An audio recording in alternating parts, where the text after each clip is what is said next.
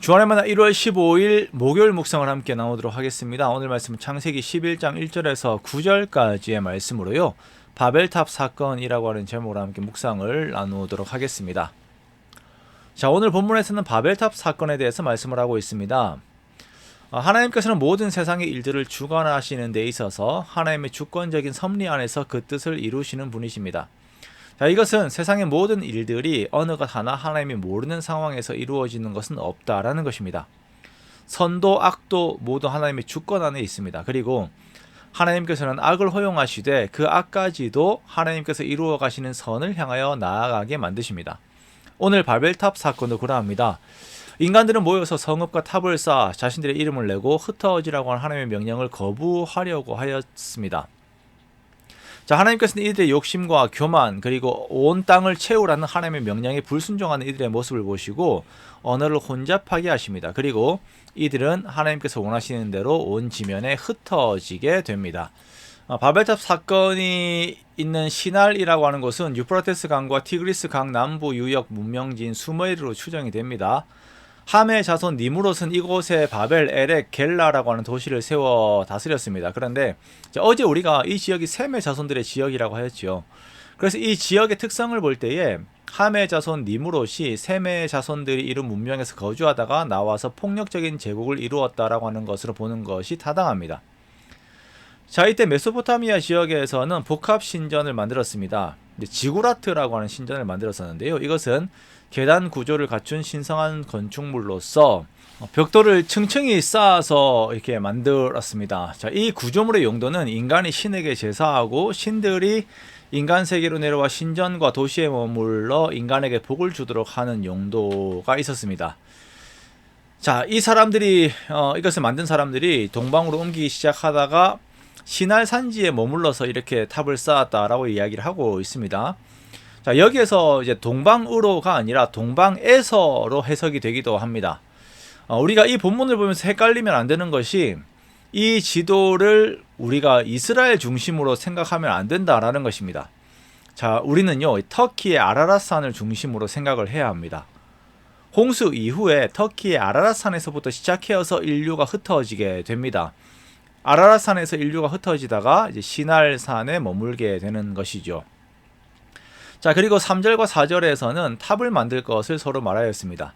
하늘 꼭대기에 닿을 탑을 쌓고 자신들의 이름을 내고 흩어짐을 면하자라고 서로 말합니다. 자, 여기서 서로 말하되가 반복이 되죠. 흩어짐을 서로 면하자라고 이렇게 말을 합니다. 동일한 언어로 말을 했다라는 것입니다. 자, 그리고 흩어짐을 면하자라고 하는 것이 단순히 서로를 보호하자, 인류는 하나다 그런 의미로가 해석이 되지가 않습니다. 자, 이것은 하나님께서 말씀하신 것에 직접적으로 위배가 되는 것인데요. 또한 뒤에 말씀을 드리겠지만 이 위배된다라고 하는 것이 그들의 악함들, 실제적인 삶에서 나온 악함들과 함께 위배를 합니다. 자, 9장 1절에서 말씀하신 온 땅에 충만하라라고 하는 이 말씀을 거스르고 자신들도 하나님과 같이 높아지고자 하는 그러한 힘을 가진 존재들이 되고자 하는 욕망 속에 사로잡히게 됩니다. 자, 이러한 마음들과 함께 이들은 하나님의 말씀을 거부합니다. 자, 하나님께서는 사람들의 교만한 계획에 언어를 혼잡하게 하심으로 그들을 온 땅에 흩으셨습니다. 이들의 언어가 하나였기에 하나님께서는 언어를 흩으셨어요. 하나의 언어가 이들의 악함의 도구가 되었기에 하나님께서는 이들의 언어를 여러 개로 만드신 것입니다. 이 바벨탑은 니무롯의 후손들이 만든 것으로 해석을 합니다. 니무롯은 고대 용사라고 소개를 하고 있지요. 즉 폭력으로 제국을 이룬 사람이며 이 바벨탑을 만드는 것에 동원된 자들은 노예와 같은 자들이 강제적으로 동원되었다라고 보는 것이 타당합니다. 고대 영웅들이 자신들이 그 불멸의 이름을 만들고 스스로의 안전을 이룩하기 위해서는 반드시 이렇게 폭력과 강압이라고 하는 방법들을 사용을 하여서 그렇게 만들었죠. 자, 그리고 이 과정에서 하나님을 버리게 되는 것입니다. 그리하여 하나님께서는 제국의 언어를 흩어버리심으로 집중된 권력 구조 자체를 해체하십니다. 이렇게 다시 한번 하나님께 대적하려고 하였던 큰 사건들이 그 힘을 잃게 되고 사람들은 자신들의 언어에 따라서 흩어지게 됩니다.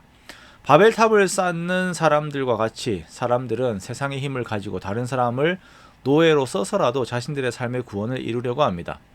우리가 살아가는 경쟁사회는 모두 그것을 보여줍니다. 다른 사람을 이겨야 하고 다른 사람을 부려야 합니다. 다른 사람의 노동들이 나를 위한 것이 되어야 합니다. 우리는 그러한 세상을 살고 있습니다. 각자의 바벨탑을 쌓고 있습니다.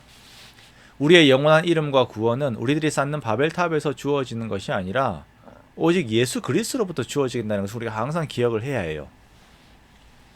우리의 교만은 내가 하나님처럼 될 수 있을 것처럼 생각을 하게 되고 또 그 계산 안에서 바벨탑을 쌓게 하지만 우리가 하나님처럼 될 수 있는 것은 그리스도의 십자가와 그 안에서 주어지는 성령의 내주하심으로 말미암아 그렇게 될 수가 있습니다.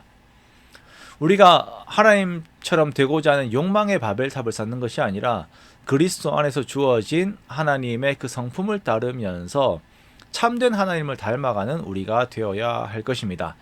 그렇게 내가 만든 하나님이 아닌, 내가 만든 신이 아닌 참 하나님, 우리의 하나님의 하나님 되심을 담기 위하여서 정말 매일의 삶을 말씀을 따르며 순종하면서 주의 뒤를 따르는 저와 여러분이 되시기를 주님의 이름으로 축원합니다.